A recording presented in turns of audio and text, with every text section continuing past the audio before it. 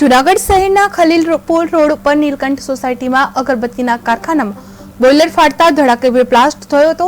આ ઘટનામાં આસપાસના અનેક મકાનો અને ગાડીઓના કાચ તૂટી ગયા હતા, જ્યારે કારખાનામાં મોટું નુકસાન થયું છે। ફાયર વિભાગે ઘટના સ્થળે પહોંચી આગ કાબૂમાં લીધી હતી। રહેણાંક વિસ્તારમાં ચાલતા આવા જોખમી કારખાનાઓને તાત્કાલિક દૂર કરવાની તેમજ થયેલા નુકસાનનું વળતર આપવાની સ્થાનિક લોકો દ્વારા માંગ ઉઠી છે। તમારું નામ? કાજલબેન રૂપાવટિયા। અમે નીલકંઠ નગર ખલીલપુર રોડ સોસાયટીમાં રહીએ છીએ। આ રહેણાંક વિસ્તારમાં અગરબત્તીનું કારખાનું છે, ત્યાં બ્લાસ્ટ જેવું થયું। સમય 9:45 વાગે, એટલે હું સોફા ઉપર જ બેઠી હતી અને એ બારી ત્યાં જ અમારે કાચની છે, હું બેઠી હતી, મારી ઉપર જ કાચ આવ્યો હતો, પણ છે ને જારી હતી મચ્છરની, એટલે એ બહાર કાચ ન આવ્યા।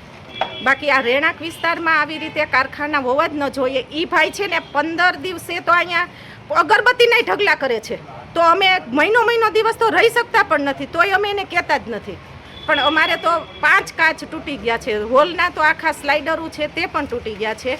સાધન છે અમારા ગાડી કાર, એમાં પણ કાચની નુકસાની થઈ છે બધાને।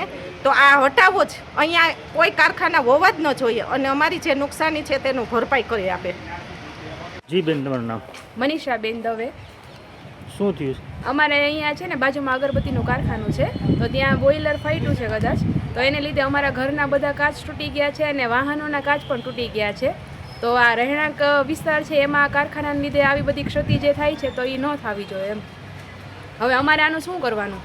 એટલે માંગણી શું છે તમારા વિસ્તારની? એટલે એમ કે આ કારખાનું છે એ અહીંયા ન હોવું જોઈએ ને ખાસ, અને પછી અમારે જે નુકસાન થયું છે તો